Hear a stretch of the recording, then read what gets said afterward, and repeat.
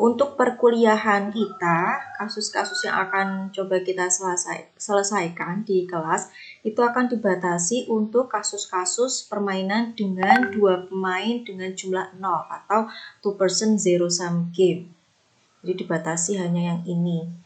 Jadi yang akan kita lakukan di sini, analisis yang akan kita lakukan itu untuk permainan yang dimainkan 2 pemain. Kemudian jenis permainannya adalah zero sum game. Atau berarti di sini nilai kuantitas kemenangan suatu kelompok atau suatu pemain akan sama dengan nilai kuantitas kekalahan kelompok atau pemain lain. Nah, nanti hasil akhirnya ketika kita melakukan analisis perhitungan itu nanti bisa kita lihat strategi optimal untuk setiap pemain itu hasilnya strategi murni atau strategi campuran gitu. Nah, untuk langkah-langkahnya dalam penyelesaian permasalahan di dalam game teori, yang pertama adalah kita harus tahu matriks payoff-nya yang tadi ya. Kalau 2 person zero sum game berarti jenis matriksnya tadi ya ada pemain A, pemain B, ada 2 pemain, kemudian ada angka-angka di dalam atau nilai payoff di dalam matriks payoff-nya. Kemudian yang kedua, caranya adalah kita cari atau kita tentukan ada saddle point atau tidak. Jika ada, maka berhenti. Maka hasil permainannya sudah mencapai equilibrium value sebesar nilai saddle point dengan masing-masing pemain. Nah, untuk menentukan ada saddle point atau tidak, itu biasanya bisa kita gunakan yang disebut dengan kriteria maksimin minimax gitu. Nah, kemudian kita teruskan ya yang ini tadi menggunakan strategi campuran, kemudian lakukan dominasi, aturan dominasi artinya menghilangkan strategi-strategi yang tidak efektif. Caranya adalah untuk pemain baris, maka baris yang nilainya besar itu dapat mendominasi baris yang nilainya kecil. Sedangkan untuk pemain kolom, kolom yang nilainya kecil dapat mendominasi kolom yang nilainya besar. Jadi kita juga bisa lakukan aturan dominasi, itu tujuannya untuk mengurangi ukuran matriks.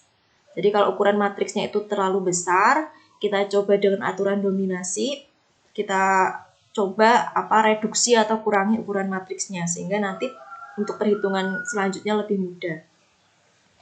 Yang terakhir, jika sudah dilakukan dominasi, berarti ukuran matriksnya itu sudah berkurang, lebih kecil ya, jadi kan lebih gampang lah untuk perhitungan selanjutnya.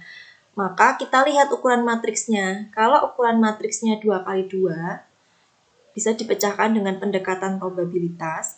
Kalau ukuran matriksnya itu adalah M×2 atau 2x(n), ini berarti kan salah satu pemain punya 2 strategi ya, pemain lainnya itu berarti punya lebih dari 2 strategi. Kalau seperti ini, itu dipecahkan dengan metode grafis. Kemudian yang terakhir, kalau ukuran matriksnya itu M×n, M×n itu berarti M dan N itu lebih dari 2 semua ya nilainya, berarti masih cukup besar, itu dipecahkan dengan menggunakan metode simplex. Jadi teman-teman harus merecall lagi materi simplex yang sudah pernah didapatkan di OR 1. Nah, kita masuk ke aturan dominasi. Tadi kan ada sedikit penjelasan tentang aturan dominasi. Aturan dominasi ini tujuannya adalah untuk mengurangi atau mereduksi ukuran matriks payoff. Tuh. Jadi penggunaan aturan dominasi itu bisa dilakukan jika dalam matriks payoff-nya terdapat strategi-strategi yang mendominasi strategi lain. Strategi dominasi bisa digunakan untuk kasus pure strategi dan mixed strategi. Contohnya, misalnya diketahui tabel payoff-nya seperti ini, matriks payoff-nya seperti ini. Ada 2 pemain, A dan B. A punya 3 strategi, B juga punya 3 strategi. Kemudian ini adalah nilai payoff-nya. Nah, yang dimaksud saling mendominasi itu seperti apa?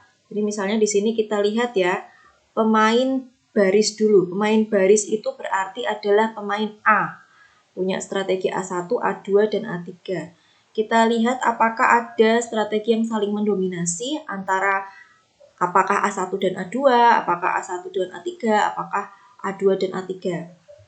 Misalnya kita lihat dulu antara A1 dan A2, apakah saling mendominasi.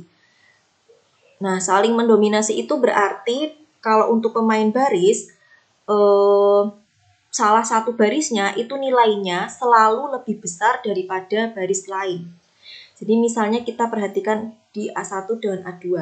A1 dengan A2, 1 dengan 1. Sama ya, nggak bisa kita pilih sama. Kemudian 2 dengan 0. 2 dengan 0 kita pasti pilih yang 2, mendominasi yang 2. Kemudian 4 dengan 5. Yang mendominasi adalah 5. Kita pilih 5. Nah, karena yang kolom kedua ini yang kita pilih adalah baris pertama, sedangkan kolom ketiga ini yang kita pilih adalah baris kedua, ini sebelah sini 2, di sini pilih 5, berarti ini tidak bisa saling mendominasi atau berarti nggak bisa salah satu dicoret. Berarti antara A1 dan A2 tidak saling mendominasi. Kemudian kita cek lagi A1 dengan A3 misalnya. 1 dengan 0, kalau untuk pemain baris pasti kita pilih 1, lebih besar 1. 2 dengan 1, kita pilih 2, lebih besar 2. 4 dengan min 1, kita pilih 4, lebih besar 4. Nah, kalau kita lihat di sini 1 lebih besar dari 0, 2 lebih besar dari 1, 4 lebih besar dari min 1. Berarti A1 itu mendominasi A3. Sehingga sehingga A3-nya itu bisa dicoret. Karena satu baris ini kan nilainya lebih kecil semua dari A1. Nah, kemudian setelah pemain baris, kita lihat pemain kolomnya. Pemain kolom adalah B, punya strategi B1, B2, B3. Kita lihat antara B1 dan B2 dulu, apakah saling mendominasi. Kalau pemain kolom berarti yang nilainya bagus itu adalah nilainya kecil kan, kebalikannya dari pemain baris. Jadi kalau di sini B1 punya 1, ini 2, maka yang dipilih adalah yang 1, karena ruginya lebih kecil. Ini rugi 1 dan rugi 2, kita pilih rugi 1. Rugi 1 dan rugi 0, kita pilih rugi 0. Karena ini yang dipilih beda ya, berarti ini nggak saling mendominasi antara B1 dengan B2. Kemudian kita cek lagi B1 dengan B3. Rugi 1 dan rugi 4, kita pilih rugi 1. Kemudian rugi 1 dan rugi 5, kita pilih juga rugi 1. Nah, karena seperti ini maka bisa dikatakan B1 mendominasi B3. Sehingga selanjutnya yang kita buang adalah strategi B3. Tuh, kemudian setelah pemain kolom, kita balik lagi, coba kita lihat pemain barisnya A1 dan A2. Apakah ini saling mendominasi? 1 dengan 1 sama, kemudian ini 2 dengan 0, menang 2 dan menang 0, kita pilih menang 2. Nah, sehingga di sini bisa kita katakan A1 mendominasi A2, sehingga di sini A2-nya dihapus. Nah, terakhir kita bandingkan antara rugi 1 dan rugi 2. Nah, kita pilihnya kan rugi 1, maka di sini rugi 2-nya dihapus gitu. Jadi beda ya antara pemain baris dan kolom. Baris itu berarti menangnya ya, kalau baris itu menangnya, kalau kolom itu berarti kalah atau ruginya. Nah, sehingga hasil akhirnya matriks payoff-nya yang tadinya matriksnya itu 3 kali 3 itu ternyata bisa tereduksi sampai habis, sampai matriksnya tinggal 1 kali 1. Sehingga di sini di akhir permainan diketahui bahwa strategi optimal dari A yang terpilih adalah A1 dan B strategi optimal terpilih adalah B1. Dengan angka 1 ini adalah menunjukkan nilai permainan. Nilai permainannya adalah A memperoleh kemenangan 1 satuan dan B akan mengalami kekalahan 1 satuan. Nah, ini disebut dengan permainan strategi murni karena masing-masing pemain hanya memiliki 1 strategi optimal. Gitu. Nah, ini saddle point-nya juga langsung tercapai ya. Saddle point-nya adalah 1 seperti ini. Ini kebetulan aturan dominasinya itu bukan hanya mengurangi ukuran matriks, tapi ini benar-benar sampai bisa ketemu strategi optimalnya. Gitu.